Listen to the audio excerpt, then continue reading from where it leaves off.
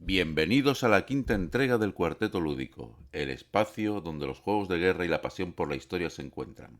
Soy Carlos Martín, vuestro anfitrión. En esta ocasión, dos batallas históricas cobran vida desde las estanterías hasta nuestras mesas. Carlos Prieto nos guiará por las últimas horas de la Segunda Guerra Mundial con Berlín 1945, La caída del Reichstag, de José Rivero, editado por NAC Wargames, un título que no solo enfrenta a los ejércitos soviético y alemán en la ciudad herida, sino que también plantea una reflexión sobre el final de una era maldita. Por su parte, Marco Leofrigio nos llevará a las sangrientas playas de Turquía con Assault on Gallipoli, de Compass Game, una operación audaz y malograda del siglo XX que nos invita a repensar la logística, el mando y la niebla de guerra en los wargames tácticos. Nos acompaña además nuestro amigo y contertulio Manuel Sancho Masama. Este será un episodio donde historia, análisis y pasión se entrelazarán y, como siempre, jugamos para entender y no olvidar. Hoy, desde el Cuarteto Lúdico, queremos levantar la voz, no para declarar la guerra, sino para rendir homenaje a quienes jugamos para entenderla. Somos wargameros. No importa si jugamos con bloques, con fichas de cartón, miniaturas o counters descoloridos por el tiempo. No importa si vamos con los aliados o el eje, si desembarcamos en Normandía o resistimos en Stalingrado, porque detrás de cada bando hay una persona, una mente que piensa, que aprende, que imagina, y frente a esa mente no hay enemigos, solo compañeros. El tablero no es un campo de odio, es un lugar de encuentro. Aquí la victoria no se mide solo en puntos o hexágonos tomados, se mide en respeto, en aprendizaje, en historia compartida. Porque jugamos con la historia, sí, pero no para glorificar la guerra, sino para comprender su peso, su drama, su legado. Y durante la partida, todos somos iguales, porque los dados no discriminan, porque las reglas son las mismas para todos, porque al final lo que realmente importa es el lazo invisible que se forma entre los que se sientan a ambos lados del tablero. Y con esto pasamos ya a la presentación de los juegos de hoy. Carlos, adelante con la presentación de Berlín 1945, la caída del Reichstag.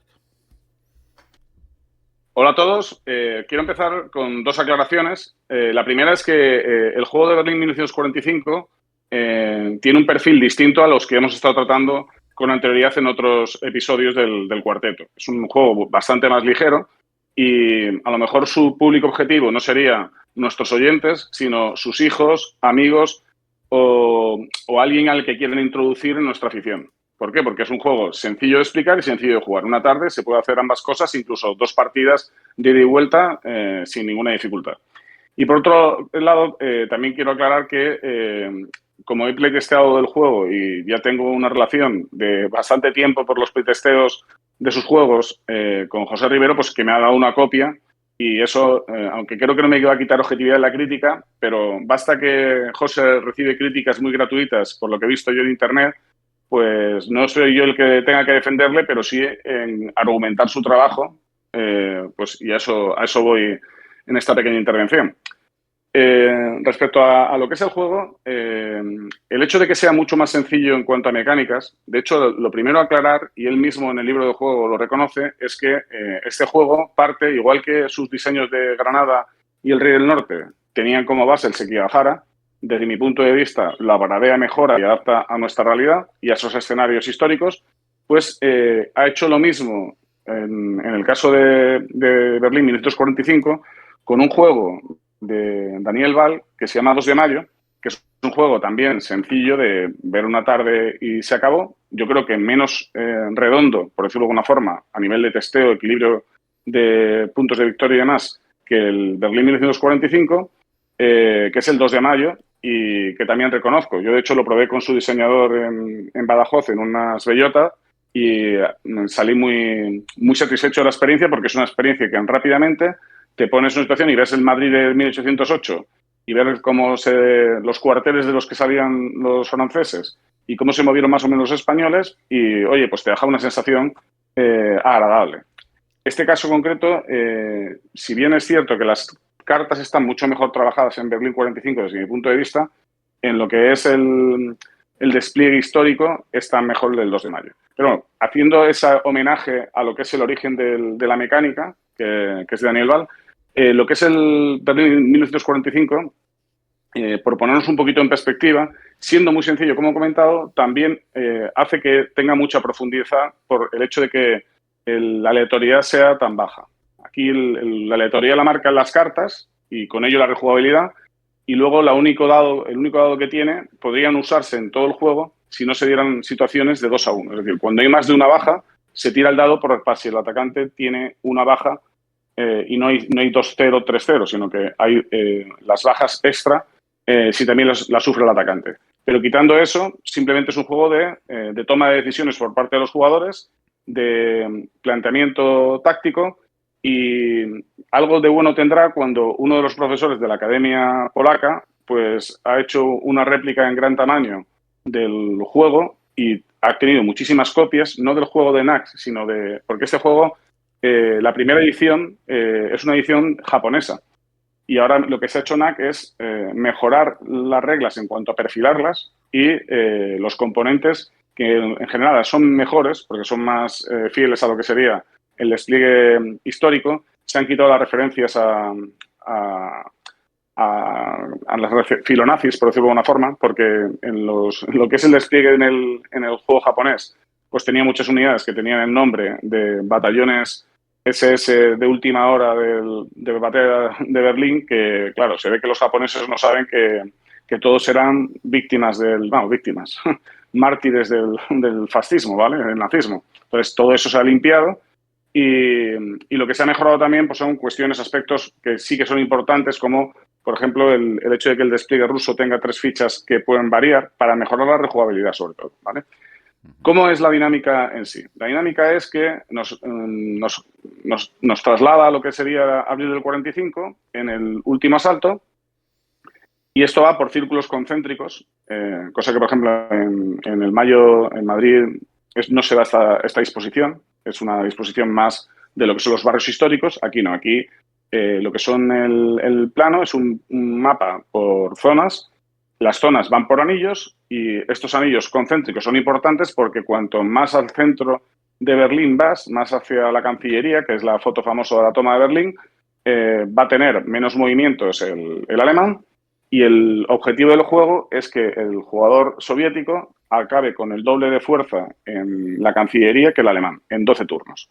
Entonces, estos 12 turnos hacen que la lucha contra el tiempo es importantísima. El soviético, desde mi punto de vista, es el que lo tiene más difícil a nivel de juego, estando el juego equilibrado, pero es verdad que el soviético, si el soviético no juega muy bien, el alemán tiene bastantes opciones de ganar.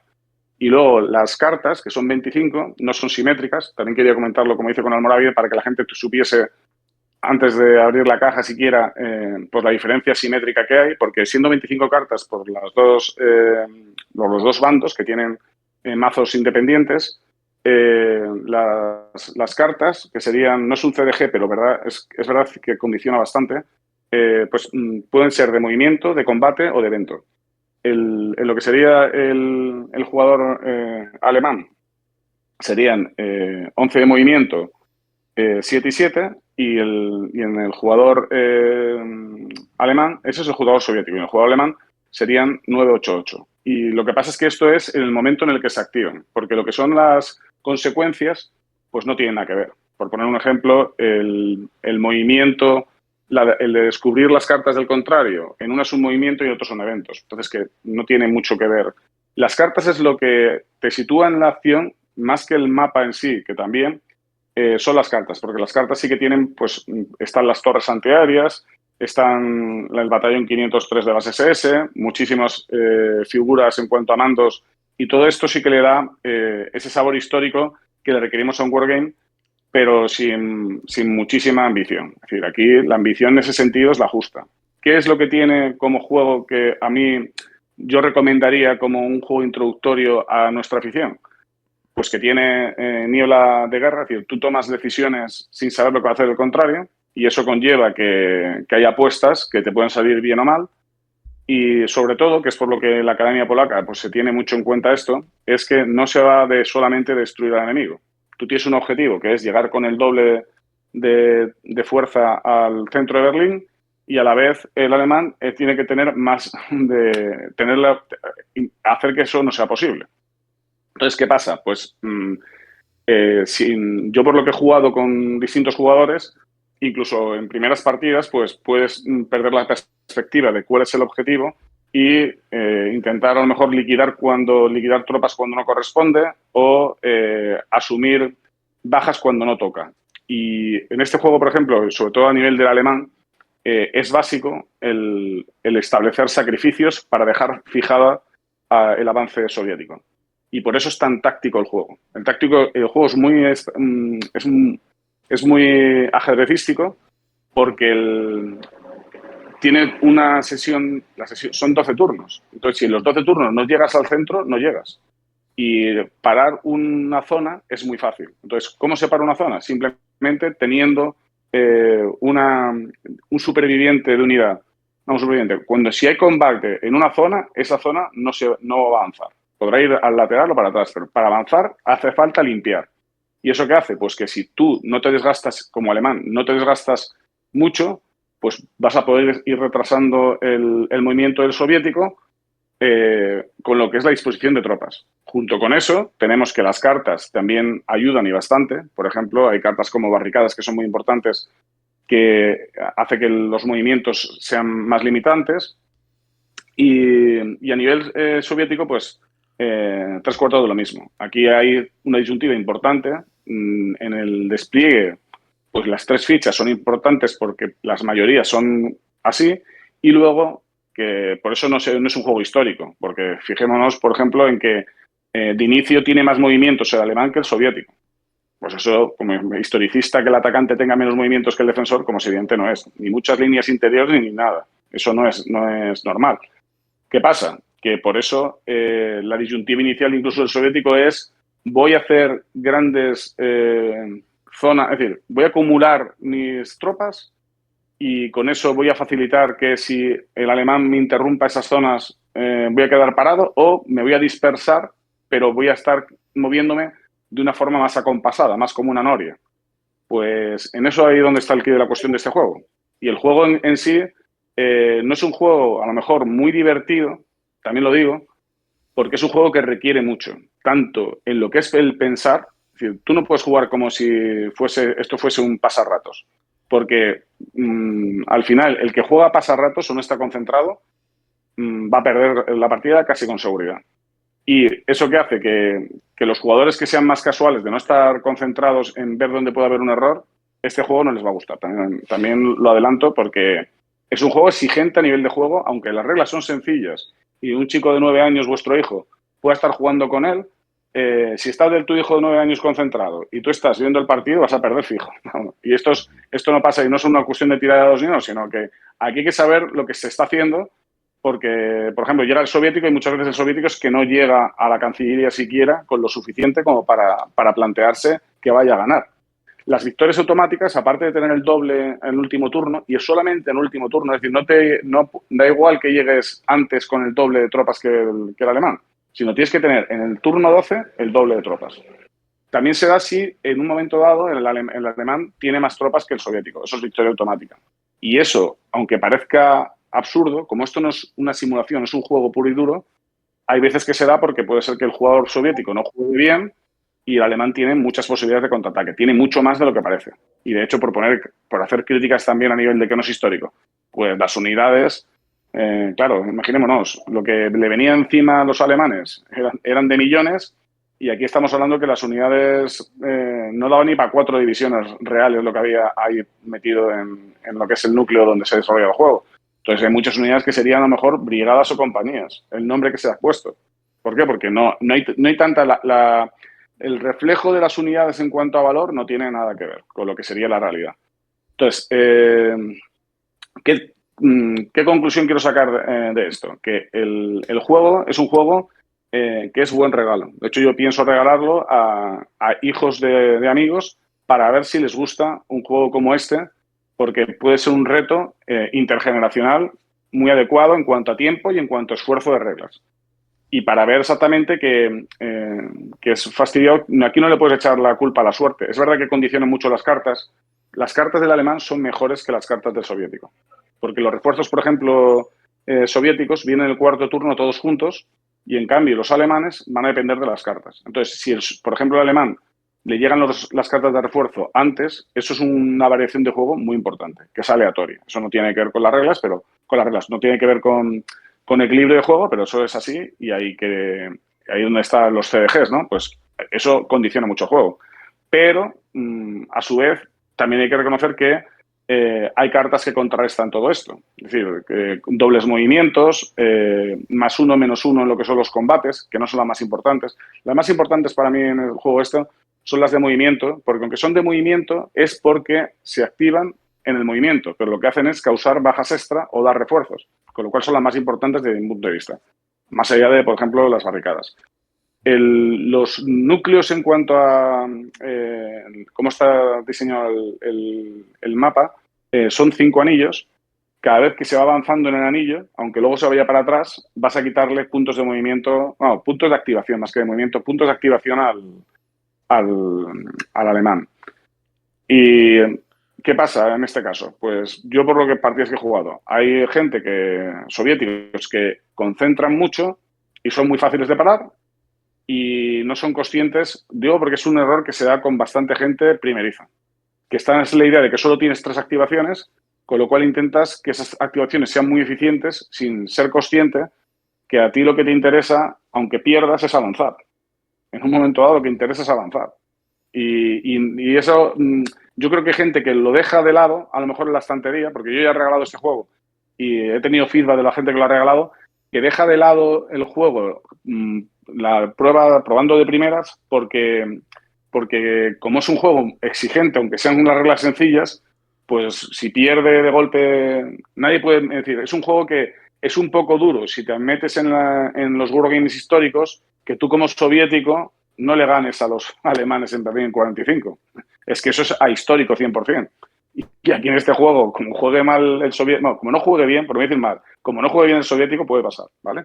Bueno, yo no me quiero enrollar más tampoco, sino recomendarlo para gente que le gusten juegos de una única tarde, tanto para explicar como para jugar, y que es un juego que la rejugabilidad no es todo bien buena que fuese, a no ser que se llegue a un nivel muy pro en el que estés jugando al gato y al ratón de verdad y en eso sí que tiene bastante fondo y por eso, pues igual que le pasa al Litoral Commander, que no es un juego bonito, pero está hecho para que la gente aprenda. Pues aquí se aprende bastante de lo que es, por ejemplo, las tácticas de sacrificio, de cuánto tengo que sacrificar para evitar que el enemigo llegue a sus objetivos.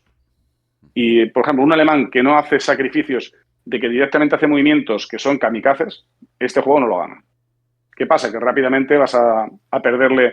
Tienes que tener, como me dicen mis amigos que me pasa a mí, tienes que tener alma de general soviético que te den igual las viudas. Entonces, aquí dices tú, bueno, voy a sacrificar unas cuantas unidades que con esto gano la partida, ¿vale? Y nada, poco más. Ya por lo que me comentéis, pues si tenéis alguna duda, pues la aclaro. Pues mira, Carlos, vamos, yo el juego lo he jugado y tal. Decir solamente, bueno, que el alemán también puede ganar si en algún momento de la partida tiene más unidades que el jugador soviético en el mapa. Sí, no, bueno, creo que lo he comentado. Eso pasa y parece que es una aberración, pero es que pasa con más frecuencia de lo que la gente se piensa. Porque está el rodillo ruso aquí no funciona. Que si tú vas de rodillo ruso sin más, porque las unidades, la posición central en este caso, es muy ventajosa para los contraataques. Entonces, se puede dar que empiecen a limpiar y no hay tanta diferencia de unidades. Estamos hablando de que no hay el doble de unidades soviéticas con respecto a alemanas. Entonces, eso, vamos, yo lo he vivido más de una vez, que no se termine en el turno 12 porque el soviético se ha desfondado antes. El juego tiene que ser un juego y, lógicamente, si te ponen ahí las proporciones que había de unidades alemanas frente a las unidades reales... Que no está claro, no está claro. Apagamos, ¿me entiendes? No. Sí, este es un juego y es un juego que realmente como juego, y creo que ahora mismo, tal y como está hecho, date cuenta que esto a fin de cuentas es una segunda edición, porque primero lo hicieron los japoneses y ahora se ha hecho el NAC y el NAC le ha dado un plus más incluso, pero no solamente a nivel estético, sino esta bobuna, entre comillas, de que en el despliegue inicial haya 3 unidades que puedas estar cambiando y no eran fijas como en la edición japonesa, pues hace que la rejugabilidad cambie totalmente. ¿Por qué? Sí, es Porque verdad. simplemente con 3 unidades hace que la cosa varíe mucho. Porque no estamos en la misma de partida. Antes el despliegue diferente es el despliegue de refuerzos en lo que es el turno 4. Y luego hay que darse cuenta de que en lo que es la parsimonia, si por ejemplo, si avanza el soviético mucho de inicio, como las activaciones que tiene son muy escasas, que son 3, al final son 3 por 12, 36 movimientos, lo que está marcando el soviético. ¿Qué pasa? Pues que si en el turno 4 tú estás incluso muy metido, los refuerzos son van a estar en 2 bloques, en 2 zonas. Y, por ejemplo, para que se acerquen a la zona de batalla, pues, es decir, por ejemplo, en resumen, al alemán, por ejemplo, no le interesa que en el turno 4, en un turno los refuerzos ya estén dando guerra, sino que lo que interesa es que a generar 2 oleadas para que el ruso el soviético se encuentre en la situación de ¿qué hago? ¿Llevar a los refuerzos a la línea de frente o no? Porque los refuerzos, por ejemplo, los soviéticos, las unidades que valen 2, aquí en este caso son serían las SS y las guardias, ¿no? Pues la guardia viene con los refuerzos. Entonces, si hasta el turno 4 solamente hay SS, pero no hay guardias. ¿Me explico? Entonces, eso es importante en cuanto a turnos. Lo que yo veo es que la mayoría de la gente, todas estas conclusiones no llegan ni a verlas porque de primeras ven que el juego les puede y adiós. Es decir, un jugador que de inicio lleva el soviético y le pegan una tanda, dice, Berlín 45 es una mierda. Porque claro, tiene la referencia y dice, joder, es que ha perdido hasta el soviético. Es que no es el caso, hijo, es que esto es un juego. Esto es un juego y no es una simulación y pasa lo que pasa. No es otra cosa, vamos. Bueno, sí, aquí Sí, sí. lo que tiene importancia es que los combates no se resuelven con dados, sino que es por el número Ah, de claro, unidades en el no. sector en disputa. Bueno, más bien por el factor de combate. Lo que pasa es que las unidades regulares tienen una fuerza de combate de 1 y después están las fuerzas de élite, La como SS, las que SS y son las 2 unidades de la Guardia de guardia. Soviética, que valen 2 puntos de fuerza cada una. Entonces, bueno, sí, sí. Aquí hay por eso las mecánicas, las cartas son muy importantes, incluso a la hora de limpiar, de llegar y decir, bueno, voy a limpiar porque, por ejemplo, la carta de barricadas es muy importante para determinado, cuando ya estamos un poco, no en el núcleo duro, pero cercano, el limitar las entradas porque en estas zonas, las zonas no son todas iguales. Es decir, hay zonas que tienen muchas más limítrofes que otras. Hay salidas, por ejemplo, que solo tienen una. Entonces, hay que saberse muy bien el plano para jugar realmente bien. ¿Por qué? Porque si te metes, por ejemplo, en una zona que solo tiene en lo que es en el círculo, es decir, el avance está limitado a una zona, que hay zonas que pasa eso, que están, en vez de tener 2, tienen una. Pues es totalmente distinto. Estás facilitando labor. Aquí hay que trabajar los embudos en lo posible por el alemán y el ruso hacer todo lo contrario. Entonces, no es intuitivo, porque si tú fueses como si fueses un rodillo, lo lógico es acumulo y voy por donde hay más zonas, porque las zonas, otra de las cosas que no he comentado, porque ya sabes que no comento reglas, pero para que se sepa, tiene limitado el stack, es diferente Sí, sí, dependiendo el del círculo, apilamiento dependiendo en del cada zona. círculo. Sí, sí, No, claro. de cada círculo y en cada zona. No, y en cada zona. En cada zona Sí, sí, sí. los apilamientos son distintos. Entonces, el juego de los apilamientos es importante. De decir, hasta aquí llega con estos 2 voy a este lado. Tú tienes que saber lo que son las vías de aproximación, que sí que están más o menos marcadas, y ver eso por el soviético y por el alemán, pues ver cómo lo vas a contra... es decir, por ejemplo, cuánto matemáticamente, si fuese Paco Cosa que dice que a nivel hay que poder hacer matemáticas, pues aquí seguro, yo no lo he hecho en cuanto a fórmula, pero que esto tiene con cuántas me tengo que quedar para ganar. Pues tengo que generar tantas bajas y tantas... yo lo veo más complicado. Yo lo que siempre haría es que el jugador más primerizo que juegue de alemán y el con más experiencia el soviético. Esto es como en Guerra Civil Española, en Cruzada y Revolución, que el sublevado tiene que ser el que más experiencia tiene con respecto al republicano. Pues aquí también el condicionante de que el que ataca tiene una labor más difícil, eso también le pasa, ¿vale? Pero es un juego que el que pruebe, esto es un juego también, por ejemplo, que para convenciones viene muy bien por su tiempo de juego y se podría probar antes de incluso adquirirlo y ya veréis yo lo que he visto también a nivel de comentario, no negativo, sino lo que ha pasado ya varias veces, que en un Basal funciona a lo mejor que en un Mesa. Porque lo que es cómo se colocan las órdenes, por ejemplo, soviéticas ocultas, de qué zona a qué zona, que está incluso con un mapita que está bien hecho y la verdad que se ha mejorado mucho con respecto al japonés, es todas las cosas que es una mejora muy notable con respecto a la edición japonesa, pero es un poco engorroso el asunto, por lo que siempre hemos comentado ya en estos episodios, de que mientras el Eurogame tiene una tableta haciendo de soporte al juego en muchísimos casos, pues aquí los Wargame todavía no pasamos del cartón ni para atrás. Y hay cosas como esta, por ejemplo, que sería mucho más fácil decir, pues aquí 7, de aquí a aquí, no sé, una cosa mucho más rápida, y haría que el juego fuese un poquito más vivo, porque como tiene que pensar bastante, luego después de pensar, el tener que trasladarlo lo que es el panel de órdenes, pues eso hace que el juego se retrase un poco, aunque sea muy rápido el juego, ¿vale? Bueno, el juego en realidad, vamos, tampoco tiene mucho tiempo muerto, siempre se están evaluando opciones y el juego tiene mucha tensión y mucha emoción que van aumentando con el avance del juego, ¿no, Carlos? Sí.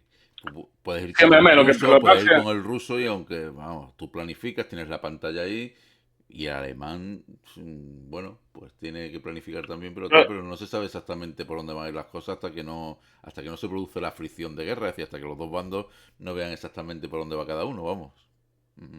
Sí, es que eso es una de las cosas guapas del juego, la forma en que se dan las órdenes, ¿no? Porque el ruso escribe sus órdenes y ahora actúa el alemán, pensando lo que ha hecho el ruso. Y es simultáneo prácticamente. No es simultáneo. Lo que es el pensarlo, luego primero mueve el alemán y luego se ejecutan las órdenes del soviético. Y hay muchas veces que, claro, ahí donde está esa planificación que es el juego, la chicha que tiene es por eso. Es un juego muy sencillo, pero la chicha que tiene simplemente es eso. A mí me gusta más que el juego aprieta, pero yo, por ejemplo, que he testeado, que creo que todavía no ha salido, que es la Conquista de Canarias, que ese sí que no le van a poder decir a José Rivera, ay, mira que este juego viene de no sé dónde, no sé qué. Es un juego que es 100% suyo, es un juego, porque él es canario también, ¿vale? Y es solo un juego sobre la Conquista de Canarias, que está muy bien porque tiene una mecánica como esta, de tú tienes que planifican y luego se ejecuta. Y ahí puedes, y encima te cuenta con 7 islas, con desembarcos, hace que sea eso un guirigay muy bueno, porque es lo que te hace pensar, ¿qué me va a hacer este hombre? El contrario. Y la verdad es que el juego es divertido, pero le falta, a mi gusto, para el Wargame, se parece más a un estratego que a un Wargame en el que estés metiéndote en el... Porque si sabes historia, alguien que no sabe nada de lo que es el Berlín 45, pues no le va a resultar atractivo cualquier carta que le pongan, ¿vale? En cambio, las que ya, como todos nuestros oyentes, pues tienen la batalla, no digo que el que menos ha salido vivo, pero que tenemos un nivel de historia muy por encima de lo que es el promedio, pues eso no le supone nada de extra. Las unidades no son reflejo 100% real porque es un juego y no está como si fuese un desarrollo histórico de lo que fue la batalla, y eso pues te hace que te vayas un poco de lo que es el desarrollo de la batalla, ¿vale? Pero aún así, juego recomendable para acceder a nuestra afición, ¿vale? Sí, pero también te digo, Carlos, que el juego está pensado para... yo he jugado de alemán, he jugado de ruso, y en muchas partidas acaba en el último turno o dos turnos antes. Sí, en el último turno, no. La mayoría de veces está testeado que si los dos saben jugar, es a la última, y a lo mejor estamos hablando por una diferencia de 2 o 3. O 1. Sí. El juego, cuando los dos está equilibrado el juego a nivel de jugadores, es un juego que aprieta muchísimo, pero muchísimo. Y que estás hasta la última viendo a ver cómo llegas. Imagínate que te has dejado una unidad soviética perdida, porque a nivel acciones no has podido reclutarla, y luego te hace falta la última y a lo mejor estás moviendo 2 fichas para llegar al doble porque si no alcanzas a ganar la victoria automática. La victoria final, vamos, la victoria del turno 12. La rejugabilidad para José es porque de las 25 cartas siempre hay 7 que no se juegan y eso le da rejugabilidad. Sí, pero no solamente es porque no se juegan. El momento en el que se te dan las órdenes es totalmente... que te llegan las cartas con posibilidad es totalmente distinto. Lo que os he comentado, por ejemplo, para mí lo más determinante son barricadas y sobre todo los refuerzos. Si los refuerzos del alemán llegan pronto porque los refuerzos vienen de la periferia, Y entonces, si el refuerzo te viene muy al final, pues no vas a... Y luego hay otra cosa que también, por comentarlo, es importante, las cartas del alemán son más potentes, pero toda la que no se use se puede jugar como una unidad extra para hacer para reconstruir unidades o tener un movimiento extra. El reconstruir unidades por parte del alemán también es muy importante, porque la reconstrucción de una unidad hace falta que el soviético tenga 2 para compensar. Si estuviésemos en el último turno en el 12. Entonces, es evidente que las bajas de 1 a 1 interesan al soviético y reconstruir una hace que el otro, el soviético, tenga que tener 2 en lo que es el último. Está limitado los movimientos a nivel de repliegues también, que esto no es vamos todos para la Cancillería como si fuera el Alcázar de Toledo. Esto tampoco pasa así, ¿vale? Y hay que ir poco a poco y llega un momento en que no te pille demasiado. El timing de cómo repliegas es el kit de la cuestión, igual que el soviético, es no hacer un ataque demasiado previsible, porque si haces un ataque demasiado previsible en cuanto a que acumules demasiado en pocas, es decir, vayas al máximo de la posibilidad del apilamiento en las zonas para que tus 3 activaciones sean lo más eficiente en cuanto a número de unidades que muevas. Pues si resulta que hay una unidad, por ejemplo, alemana, que se mete donde tú vas a hacer la activación de movimiento de avance, esa no te vale para nada. Y si vas a lograr que haya mucha gente, imaginemos que hay una zona con 7 u 8 unidades soviéticas y un alemán se mete ahí, aunque el soviético haya dicho que esas unidades iban a avanzar, ya no avanzan. Y ahí es donde está la cuestión de este juego. La cuestión de este juego es cuidado soviético en ponerte muy juntito, porque el alemán te va a abordar y te vas a quedar parado. Y es un turno de los 12 que has perdido para avanzar hacia el centro, con mucha gente. Sí. Entonces, es lo que tú comentas, Carlos, es importantísimo saber sacrificar unidades, que tienes que sacrificarlas para parar, y saber dónde colocar las SS, que son las de doble de fuerza también. Porque... Sí, sí. No, pero por eso, pues yo, por ejemplo... El ruso tiene que dispersar sí o sí, si no está perdido. Es más difícil con el ruso, sí. Hay que dispersar y otra cosa es que, por ejemplo, yo al principio siempre estás en la idea de los 3-1, 4-1, ¿no? Pues, y como aquí te están diciendo que si duplicas la fuerza del otro, tiene el doble de bajas, tal, eso no es lo prioritario. Lo prioritario es acercarte al centro. Entonces, hay mucha gente que se centra en voy a ver si puedo rematar, hacer el doble de bajas que el otro, porque si tiene 3 voy a tener 6, y por lo mejor hace falta que tengas 5, que le hagas solamente una baja, pero has avanzado y puedes ir avanzando por otros lados. Porque el ser pegajoso con las unidades del eje es importante. Y que luego, por ejemplo, no tengan en lo que es la zona ya más cercana al centro, que no tengan capacidad de respuesta de poderte ir sin bajas. Pues eso es lo que tampoco es... el juego tiene mucho más de lo que la gente se piensa como una primera aproximación. Si se toma en serio, me pasa que hay que tomarlo en serio. Y esto es un juego que no es yo lo digo a nivel de... Yo he jugado con gente que juega muy rápido. Yo juego bastante rápido, pero hay gente que juega muy rápido sin pensar y gente lenta. La gente lenta es un juego que a este juego le viene bien. Le viene bien porque hace que no cometas errores tontos que te van a hacer en cuanto tú sepas la mecánica, pues lo que acabo de comentaros. Si tú imaginemos la situación que se da en muchísimas ocasiones, que es el que lo pruebe, de que tú tienes solo 3 activaciones como el soviético, tiene la posibilidad el alemán de entrarte con una unidad para dejarte ahí parado, porque no vas a moverte, primero es el movimiento y luego el combate, y no te vas a mover porque hay combate, y has perdido una activación así a lo tonto. Pues fíjate. Y eso es lo que no se puede permitir. Además, la cosa es fácil decir dispersa al ruso, ¿no? Pero claro, al dispersar se igualan los factores de fuerza y ahí entra en valor las cartas. Que da tensión tela, ¿eh? No, es un juego. La verdad, como juego, yo digo, como juego recomendable, sí, es un juego recomendable. Y que si José quiere agradear más juegos que yo creo que tiene carta blanca, pues también. Claro, no, mucha gente critica. No, quiero decirte, como si fuese... No, es que... Esto, es decir, no sé, a lo mejor José es como el Amancio Ortega de los juegos. Fíjate, pues mira, no he diseñado ninguna ropa, pero en Dites le ha ido bien, no sé cómo decirte. Pues aquí 3/4 lo mismo. Es decir, hay que poner también en valor. A mí me gustaría hacer, por ejemplo, un Combat Commander de la Guerra Civil, pero es una idea que tengo desde hace 2 años y no me pongo a hacerla porque no tengo ni tiempo ni capacidad. Y en cambio José, que también tiene su trabajo, tiene su vida y demás, llega y dice, oye, que voy a hacerme esto. Y le pone ahí lo que venga. Que yo no sé dónde saca el tiempo, sinceramente, pero que lo tiene, ¿me explico? Y pues eso para mí es loable, no criticable. Trabaja los proyectos. Eso trabaja, yo lo sé porque se hace. Él es de los que se hacen su basal, se hace su diseño y muchas veces, pues eso, que los diseños de los diseñadores españoles luego llegan los gráficos y ahora, no sé, con la inteligencia artificial de los Banana y demás, no sé qué va a pasar. Otra cosa que me gustaría también comentar a nivel no anecdótico, sino como comentario, es el hecho de que, por ejemplo, para mí, la batalla de Berlín sería casi ideal para un escenario de 3 jugadores.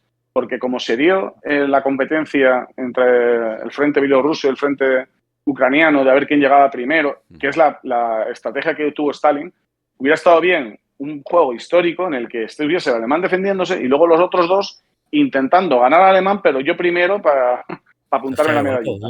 Es una idea digo a nivel de planteamiento porque se ha dado como, es decir, porque la historia es que eso te lo está dando. Es que está diciendo, si es lo que hizo Stalin, de, oye, señores, a ver quién me llega primero. Pues que son competencias que puede darse, vamos.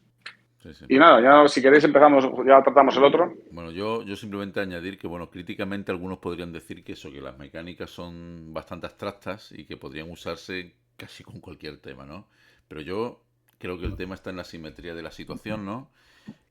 Y en los componentes del juego. Es decir, la ambientación, nada más ver el mapa de Berlín con los nombres de los diferentes distritos, los nombres reales de las unidades, las cartas que recrean eventos históricos y tal, eso te mete en la experiencia. Es decir, se logra ahí una experiencia inmersiva y además es bastante dramático todo. Es decir, que a pesar de la abstracción el juego te cuenta historias, vamos. Entonces, bueno, que el tema de la abstracción pues se salva con los componentes y con la dinámica del juego. Muy bien. Y de hecho, no sé, en BGG creo que hay fotos de un jugador que puso el juego con miniatura. Quita las unidades y mete miniaturas, que también queda muy vistoso, pero yo creo que el tener las unidades con el nombre son las que se sacrifican, porque tienes que sacrificarlas, le da un poquito más de sabor, de verdad. Sí, no, han mantenido todavía uno, porque esto es lo de siempre, como igual que le pasó con el otro lado de la colina, con la Cruz de Hierro. Yo hice un plan, yo le propuse incluso las unidades, luego no me ha hecho demasiado caso a nivel de, no José, sino lo que es la edición de NAC. Incluso ponen, ¿cómo se llama el transatlántico? El Gustav, ¿cómo se llama el que hundieron en el 45? Sí, el Gustav. Vamos, ahora lo busco en un momento y lo comento. Quiero decirte, hay una unidad precisamente con el nombre no del transatlántico, sino de este que era otro mártir del nazismo, ¿vale? Y no lo han quitado. Eso lo han mantenido. Por hecho de decir, lo dice Juan Carlos, que también, oye, que tiene su criterio, de que eso es así a nivel de historia y tampoco no era de los peores comparado con los que había en la edición japonesa. Porque la edición japonesa se ve que no se dan cuenta de que ¿de quiénes son? No había. Claro, del niño. Los retratados. No, claro, porque una cosa es que esté la división Hermann Göring y otra cosa es que aquí ya estemos sacando hasta aunque yo no soy muy de memorias históricas, pero las justas sí, ¿vale? Sí, claro. Muy bien, pues no sé. Manuel, ¿tú quieres añadir algo más? No, está perfecto lo que nos comentó Carlos. Sí. Muy bien. Vamos a ver si ahora voy a buscar lo del transatlántico y lo comentaré luego. Muy bien. Pues entonces, Marco, vamos a pasar ya a presentar el juego Assault on Gallipoli, ¿de acuerdo? Pues tu turno, adelante. De acuerdo. Allora, buenas a todos, buenas tardes cuando escuchate esto extremadamente interesante programa. Vamos a hablar del game Assault on Gallipoli, que salió en el 2022, es distribuito da Exasim, ya está una segunda edición, un game diseñado da dos australianos che erano Oakley e Russell Lovke, invece la grafica è di José Ramón Faura. In questa presentazione di questo verdadero interessante game haré una pequeña introduzione storica e luego hablaremos del juego, de su mecánica e con muchos detalles porque Carlos Martín e Emanuele lo hemos jugado en vivo nella convention dell'anno antes a Bellionium lì in Vélez Málaga. El juego de Gallipoli se desarrolla rappresenta una parte della grande operazione del disembarco alleato di britannico, francese e il corpo di spedizione australiano e neozelandese in territorio turco para attaccare l'impero ottomano, tentare di aprire un secondo frente. Ehm, la primera azione fu nel marzo del 1915 con un tentativo con algunas Viegas acorazados de penetrar lo estrecho de los Dardanelos, ma fue un'azione completamente ida mal. Porque Dardanelos estaba bien defendidos por fuertes y minas marinas, y la flota aliada sufrió grandes pérdidas. Nel mese seguente si organizzò questo grande disembarco e il Guego appunto si concentra sulla parte dell'ANZAC. ANZAC è l'acronimo, poi appunto después de esta campagna è divenuto poi una palabra termine di grande importanza, che era l'acronimo che indica appunto il corpo di spedizione australiano e neozelandese. Il desembarco avviene il dia 25 di aprile nella penisola di Gallipoli con l'obiettivo di catturare il terreno elevato e strategico della cordigliera de Saribar, che incluía Chunuk Bair e Maltepe, para controllare un punto di osservazione e permettere il passo navale attraverso los Dardanelos hacia Costantinopolis. Ese desembarco debía ser una manovra de soporto al desembarco principal che fu desarrollato da los británicos a Capo Helles, nella punta, nella parte estrema della penisola di Gallipoli. L'operazione empezó bien primera fase, porque la defensa turca non era muy fuerte. Il problema fu che l'ANZAC establecieron però solo una pequeña, una limitata cabeza de playa. Esto quindi in un terreno muy difícil, permitir a los turcos, a los otomanos antes de defenderse bien y luego de contraatacar en maniera muy dura. El gamer reproduce estos hechos in maniera dinamica, tensa, interessante e no complicata. L'obiettivo appunto dell'ANZAC era conquistare estas alturas, e questo è ben replicato nel Guego. También el Guego ha chiaramente una sudden death, cioè quindi un termine immediato del Guego se l'ANZAC conquista l'altura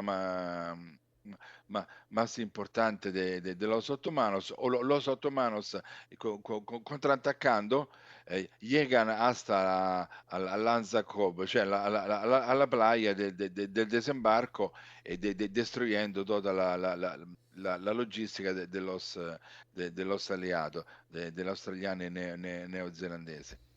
La realtà del campo di battaglia fu la subestimata fuerza turca, porque los turcos ya habían luchado en la guerra de los Balcanes y tenían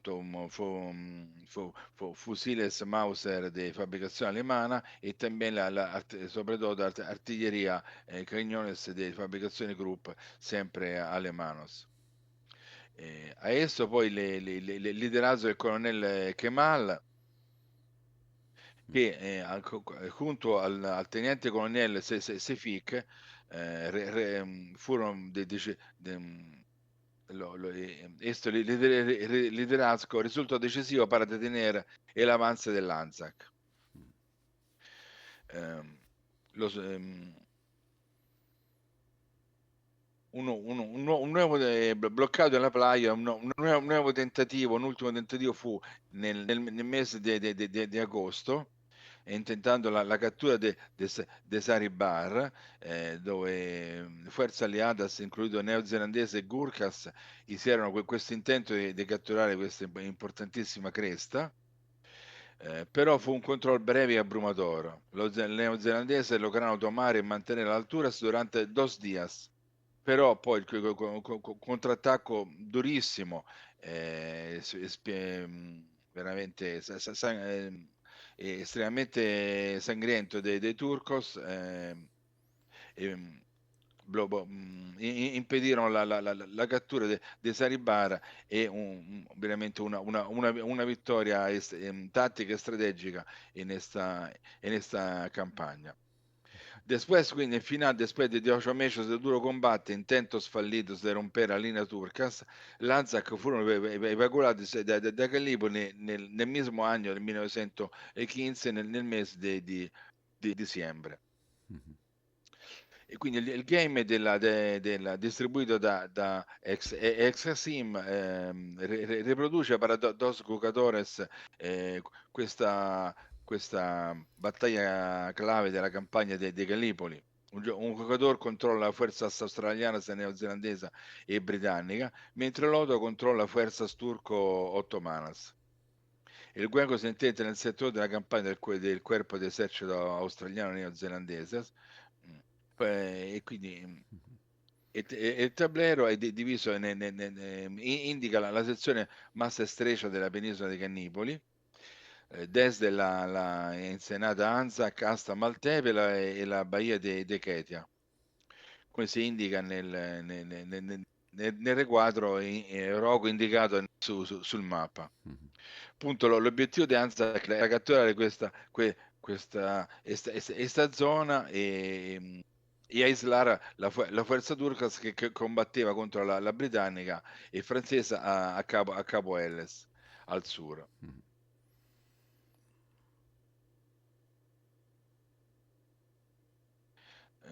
In finale l'Anzac fu molto una campagna muy sangrienta, e nelle palabras del corresponsal de guerra australiano Charles Bean, Anzac representa il valor temerario per una buona causa, l'iniziativa, l'ingegno e la fidelità e la senza che nunca admitterà la derrota.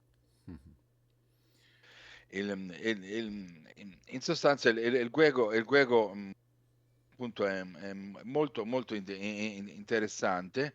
Infatti io l'ho fatto me lo ho comprato e llevato lì alla convention del Bellium Omnium. Tiene ben 5 scenarios. Noi hemos jugado il primero, che è appunto dell'ending, che già è interessante de suyo, perché c'è una primera parte del desembarco, e donde l'Anzac debe hacer de todo para llegar el más rápido posible a los puntos de Victory Points, al punto quindi di alturas más importante. Segue la meccanica della serie Storm Over del Multiman Publishing, con una mappa dividita in areas con alternazione di attivaciones. Però rispetto al sistema di Storm Over hai delle cose di differente. Il combattere di carta nella fase del corpo a corpo, del melee, del cross combat, come si dice in inglese, e sullo stile di Hannibal, del gioco Hannibal, e con meccanica adattata alla prima guerra mondiale, come il fuoco di avanzi e il fuoco di opportunità, il che dà una continua continua tensione lo giocatore sta sempre dentro al juego. La mappa montata ha un'ottima grafica, fichas grandes, dos mazos de carta de buena calidad. E sobre esso è così. Quindi il juego quindi se apprende bastante rapido, no, non è un juego sencillo, no, differente, e tiene appunto 5 scenario e anche il mismo scenario come io he giocato con mio amico Borgameros, è molto molto differente secondo uno quale bando juega, quindi ha un'alta recuperabilità, meccanica molto interessante, satisfatorio, divertito e con una balance de fuerzas. E también sia il combattimento de fuego a distanza, di artiglieria, mitragliatoras o semplice fusileria o con il corpo a corpo riproduce l'altissima bugs della realtà di questa durissima campagna. Quindi il primo scenario si chiama Anzac Landing, il secondo è il contrattacco dello Sturkos. Il terzo è la disperato assalto che uno può vedere nel film del regista australiano sopra questa battaglia, e riproduce l'assalto disperato a Lone Pine.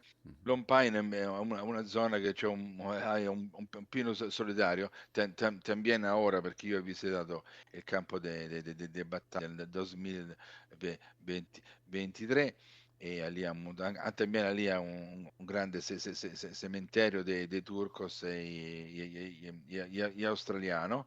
Poi il quarto scenario è la battaglia di Zaribara, quindi il tentativo di dare una svolta decisiva a questa campagna del 6-9 agosto. E poi da ultimo un'offensiva combinata Saribare e Lone Pine, del scenario sì, dell'ultimo scenario. Il modulo del gioco sono il mazzo de cartas, che sono 54, la carta sono utilizzate per muoversi, oppure vi sono eventi come atrincerarsi, ridurre bagas, oppure poner filo spinato, wire, appoggio di aviones o un mazzo appoggio di artiglieria. E un mazzo invece para il combattimento. Un turno completo si desarrolla in questa maniera. Se il primo scenario del disembarco e che è quindi una fase a parte. Normalmente uno si attiva un'area e in quest'area il giocatore può decidere di muoversi attackas e poi si alterna con l'altro giocatore. Si può solamente trincerare, solo muovere, oppure assaltare il nemico se sta nella misma area. Una cosa interessante è il track del killing time. Il killing time è un meccanismo che determina determina quando tarda un turno completo, perché il killing time è un track che si va muovendo con le azioni de los varios de los dos jugadores, e se llega a su parte ultima il turno de repente termina. Quindi questo track del killing time è molto utile per l'Ottoman, perché può permettere con la sua dinamica, con la sua meccanica, un termine ma corto del turno, e quindi aiutare il turco nella difesa di questa parte della penisola dei Gallipoli. Ecco, creo que come presentazione. Muy bien. Muy bien, pues muchísimas gracias, me- Marco, por la me- presentación ok. de este interesante juego. Efectivamente, el juego incluye 5 escenarios, todos distintos, bien equilibrados y con personalidad propia. Como ha dicho Marco, desde el desembarco inicial, con pocas defensas turcas y un fuego naval muy potente, hasta el contraataque turco de mayo, donde ya todo está trincherado y el combate es brutal, casi desesperado. Y después están los 2 escenarios ambientados en la ofensiva de agosto, Lone Pine, el Pino Solitario, y Saribaer, cada uno en una mitad distinta del mapa, con enfrentamientos más móviles y llenos de posibilidades tácticas. Y después el escenario que los combina a ambos en una sola gran operación. Yo lo que veo es que todos los escenarios se sienten completos por sí solos, es decir, que no hay un escenario principal como suele pasar en otros juegos. Y cada uno ofrece una experiencia distinta y, como bien ha dicho Marco, muy rejugable, porque es que depende del planteamiento que hagan los jugadores, pues los escenarios pueden ser en su dinámica muy diferentes. El mapa, pues eso, funciona con áreas, con distintos niveles de elevación, es visualmente muy atractivo. Yo lo que sí noté es que algunos colores, pues, en principio pueden parecer muy similares, pero a poco que Sí, estés infatti, jugando te familiarizas y el mapa brilla. Te ayuda a ver el terreno, entender las crestas y planear tu movimiento con cabeza. Después los componentes, pues como ha dicho Marco, están muy bien hechos. Las fichas son de un tamaño en fin, grande, fáciles de manipular. Y después el reglamento es muy claro, sin erratas y con una ayuda para los jugadores que las 2 partidas ya ni necesitas. Es decir, la calidad está muy cuidada y se nota en cada detalle. Y en cuanto a las mecánicas, pues elegantes pero exigentes. Es decir, activas grupos de unidades por turnos, o sea, por activaciones dentro del turno, que tiene y el turno tiene una duración variable gracias a esta mecánica llamada el Killing Time. Es decir, que básicamente nunca sabes exactamente cuándo acabará el turno. Y eso precisamente te obliga a priorizar, a arriesgar y tomar decisiones significativas constantemente. Porque lo que consideras esencial tienes que hacerlo al principio o primero y tienes que ir coordinando un poco las acciones porque no sabes exactamente cuánto va a durar el turno, si te va a dar tiempo a hacer lo que quieres hacer o no te va a dar tiempo. Y después el sistema de combate a distancia es bastante directo. Es decir, como ya se ha dicho, pues 3 tipos de fuego, el estándar, el de oportunidad y el de avance, y con unas reglas sencillas de línea de visión. Los impactos se determinan por tiradas simples, modificadas por terreno, elevación y trincheras, y se producen las bajas y tal. A mí, en las partidas que jugamos aquí en la convención, lo que me sorprendió fue sì, el número tan alto de bajas que había. Es decir, que se vaga, sì. apilaban los C'è muertos. un Sí, sí. appilamento de muertos, Sí, es por verdad. suerte, de cartón, no, però grande, grande. Ujú. Había un cementerio bastante grande Manuel, ahí en la casilla de sì, unidades muertas, Marco. sì, Y, sì. y después también es digno de mención el combate de cuerpo a cuerpo, Ujú. que a mí personalmente me encanta el volver un poco al Aníbal, ¿no? Al sistema del Aníbal de las cartas. Sí, sí, sí, sí. Sì. Vas jugando cartas, Es depende. verdad que, es verdad que puede Igualar la alargar un poco carta la partida. se van jugando cartas y tienes que igualar la carta que ha jugado el contrario. Y si no lo consigues, porque no lo consigues, Claro, es un Aníbal total. pierde el combate y ya está. Sí, A mí estos juegos tú sabes, estos son juegos de área de impulso, los típicos turnovers, ¿no? Los de Renela. sí. Y lo que hay que realmente gestionar también, a mí me pasan estos juegos, ¿eh? Hay que gestionar la frustración del killing time, tío. Ujú. Sí, porque Cuando quieres hacer algo, se acaba. eso es. Y siempre es el momento peor, ¿sabes? Por eso tienes que hacerlo importante, si puedes, tienes que hacerlo al principio. Lo que pasa es que muchas veces no te da tiempo, en fin, tienes ahí muchas cosas que hacer y algunas se quedan normalmente en el tintero antes de poder jugarse. Es el Es el 1-1 en las campañas de las campañas de grandes campañas. Marco, ¿qué duración puede tener una partida? Sí. Una sola partida, ¿cuánto puede durar más o menos? Más o menos una partida, dos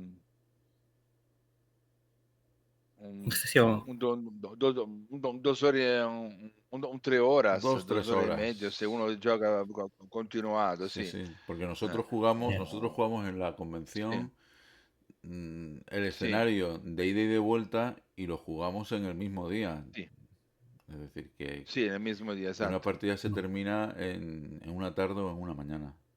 Entonces, bueno, que el juego, aunque no tiene una duración muy larga, ni hay un número de fichas abrumador, la verdad es que es uno de esos juegos que sin grandes pretensiones lo hace todo bien. Tiene profundidad táctica, fidelidad histórica, las reglas claras, variedad de escenarios y se puede jugar encima en una sola tarde.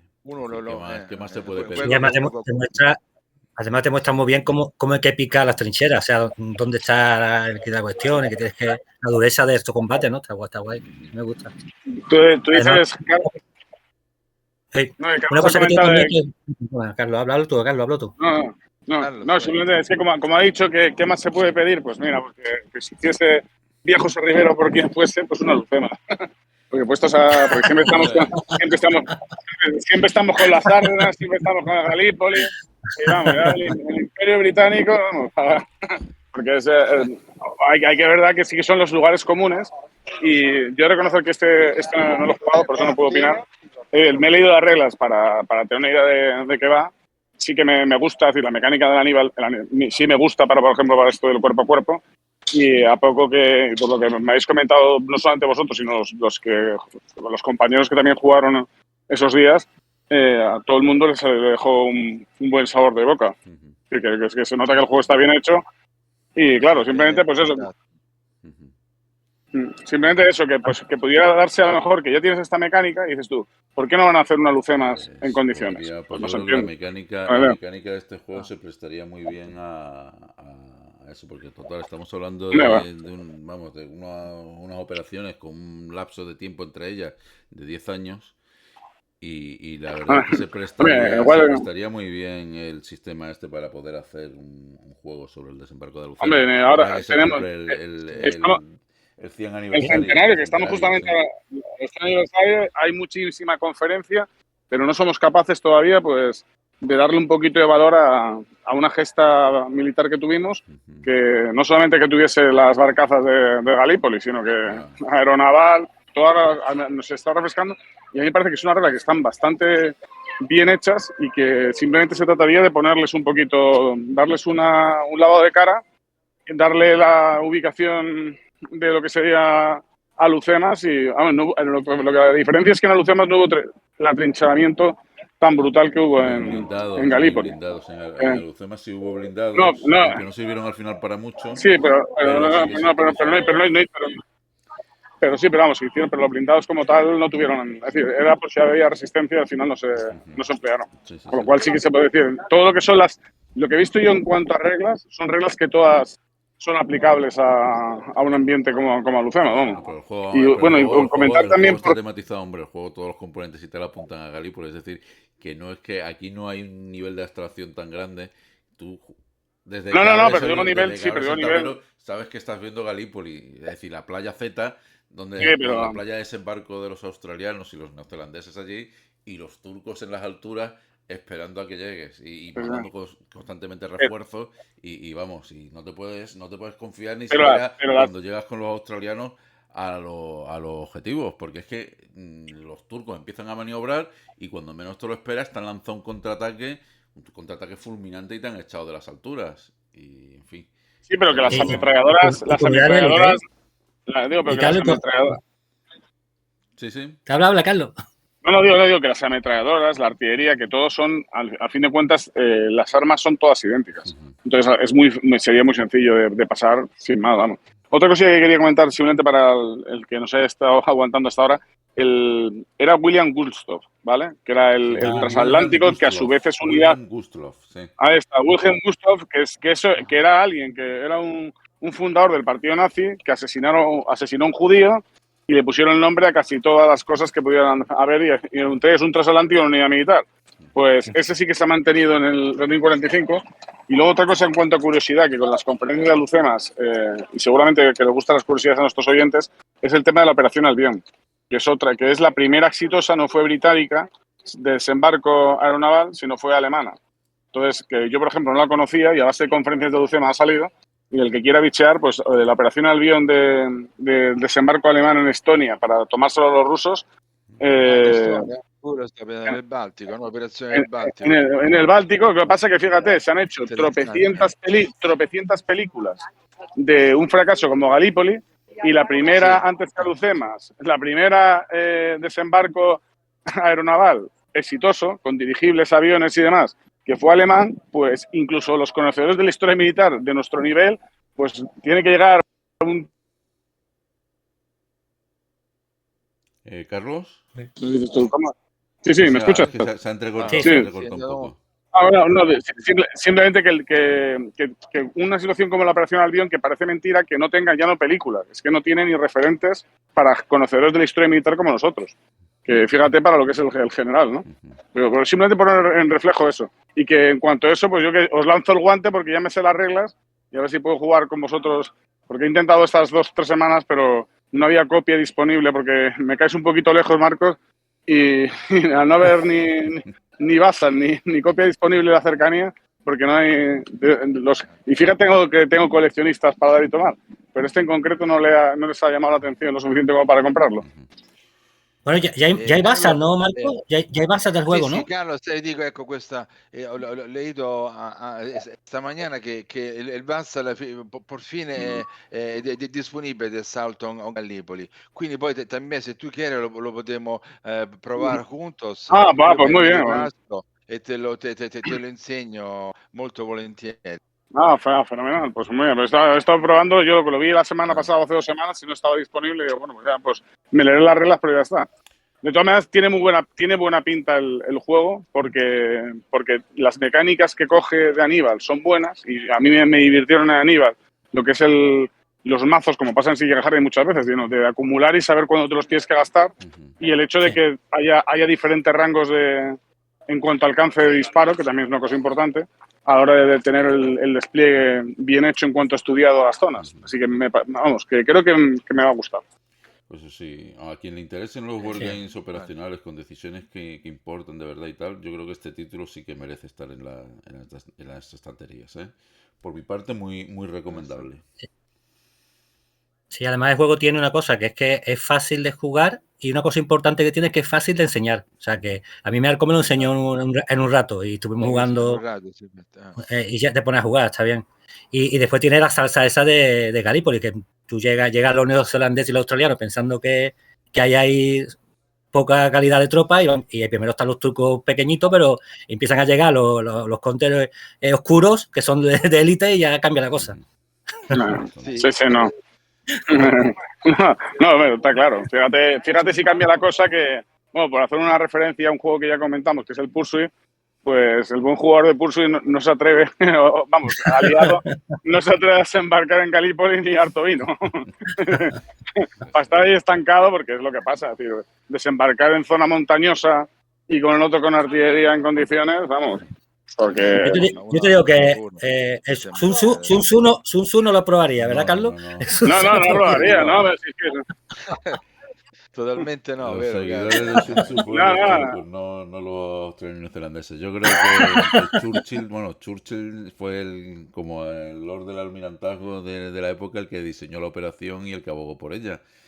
Y a raíz del fracaso de la operación, Churchill después durante la planificación del desembarco de Normandía, tuvo muchísimas dudas porque pensaba que un desembarco en Francia con los alemanes allí, pues que iba a resultar en un desastre como el de Galípoli. Y, en fin. Sí, pero eso también es, lo que pasa es que no me acuerdo el nombre, pero es una cuestión de buscarlo, a ver si alguno lo puede buscar. No sé si sabéis que realmente el éxito de los turcos devino por un pequeño minador de 500 toneladas que puso 14 minas o 12 o 14 minas el día antes de que entraran los acorazados, y esas minas se cargaron 3 buques principales, 2 acorazados y un crucero francés. Si no llegan si ese minador no llega a darse la pasada, porque revisaron el estrecho por donde iban a pasar los buques, no había, y la noche anterior el minador ese puso las 12 minas que cambió la batalla y la guerra, porque como llegan a entrar a sangre y fuego los acorazados, porque no estuviese bien minado aquello con torpedos y demás, ese minador lo tienen creo que lo tienen incluso hasta conservado, aunque sea más de centenario los turcos, con buen razón. Lo tengono conservato lì a Sciannacca, a Gallipoli. Bueno, tú que l'hai visitato, l'hai visto tú también. Sì, sta in mayoría sta ricostruito, perché pero yo lo he chiaro visto. col tempo però pure sta lì, lo tengono come appunto oggetto sacro, no? E poi hanno costruito un terzo puente, no? Lì sulla zona dei Dardanelli, e lo hanno nominato marzo del 1915, quindi ricordando la vittoria nella battaglia navale. Sí, claro. Buena cosa, tío. Buena cosa es, pero vamos, que a mí me llama la atención eso de decir que la guerra simétrica no es una cuestión de Ucrania, es una cuestión de hace muchísimo tiempo. No, los grandes buques y demás, dices tú, fíjate la guerra simétrica, 500 toneladas que se hunde pues unas cuantas por poner unas cuantas minas en condiciones. Y vamos, eso son situaciones que parece mentira como la historia siempre se repite y siempre se olvida. Sí. Que tenemos muy poca memoria para muchísimas cosas, que dices, ¿cómo es posible que los planificadores todavía estén en esto?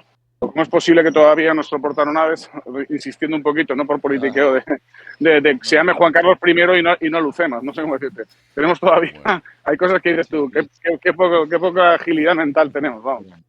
Sì, perché alcuni pianificatori vivono in su mondo e pensano che è solo lo che hanno leído o che pensano è valido, non van a hacer confrontos, ¿no? Estudios más detallados. Entonces, ¿no? Realmente los australianos tienen buena fama, lo digo a nivel de historia, porque la división australiana en la Segunda Guerra Mundial sí que fue buena, pero aquí en concreto no fueron. Es decir, aquí simplemente, no sé, me parece que los australianos son muy hispanos en lo que es, por ejemplo, Galípoli, porque es como la idea del mártir, como el testigo, sí. y yo la palmo por palmarla, pero realmente ellos, en cuanto a planificación de por qué no tomaron los puntos cuando correspondía, la disciplina que tuvieron a nivel logístico, porque ahora cuando la gente da conferencias de Lucemas, lo que se pone en valor no es el valor de los mandos, sino, oye, ¿cómo es posible que le ganásemos a nivel logístico a los ingleses? Carlos. Uy, no, lo he perdido. Carlos, se me corta, que digo yo que a nivel, por ejemplo, logístico, a Lucemas fue un éxito precisamente por el que fuimos capaces de mantener una logística bien. Y en cambio, los británicos y demás, pues se vio que en Galípoli, a la hora de estudiar, no es que estudie la Normandía Lucemas en vez de Galípoli, sino es el hecho de que no se pone en valor muchas veces lo bien que se hacen las cosas por parte de nuestro ejército, por ejemplo, en comparación con otros que se suponen muy superiores. Y en este en concreto de Galípoli fue un error tras otro. Los estudiantes dices tú, ¿cómo es posible que acumulen tal nivel de errores? Es increíble. La prepotencia con respecto a los turcos, vamos, una cosa que no tiene sentido. Muy bien, pues Marco, ¿tú quieres decir algo más? No, io penso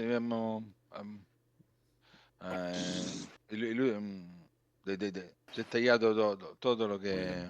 Entonces el juego lo importante, highlights del juego lo recomiendas, ¿no? Para jugarlo y para tenerlo, ¿no? Sí, lo recomiendo el juego, sí, lo recomiendo, sí. Muy bien. Lo recomiendo, sí. No, lo único malo es que solo se puede pillar en Assassin, ¿no? No está en tiendas online por aquí. No, solo Exasim, sì. Infatti io l'ho ordinato a Exasim, l'ho comprato antes della convention di Bello Omnium, e me lo sono llevato lì, appunto, così l'abbiamo provato con grande soddisfazione. È un ottimo investimento di tempo e di soddisfazione del gioco. Sí, es verdad. Muy bien. pequeño viaje nella storia. Viaje en el tiempo. La nostra ficción, nel tiempo, infatti. Muy bien, pues con esto llegamos al final del programa de hoy. Si os ha gustado este episodio del Cuarteto Lúdico, ya sabéis lo que toca. Dadle a me gusta, dejadnos un comentario contándonos lo que os ha parecido, lo que os han parecido los juegos o cuál ha sido vuestra experiencia en Gallipoli o Berlín. Y por supuesto, suscribíos para no perderos ninguno de nuestros próximos programas. Recordad que vuestros comentarios y valoraciones nos ayudarán mucho a seguir creciendo y compartiendo esta afición por los board games que tanto nos apasiona. Nos escuchamos en el próximo episodio. Un abrazo a todos.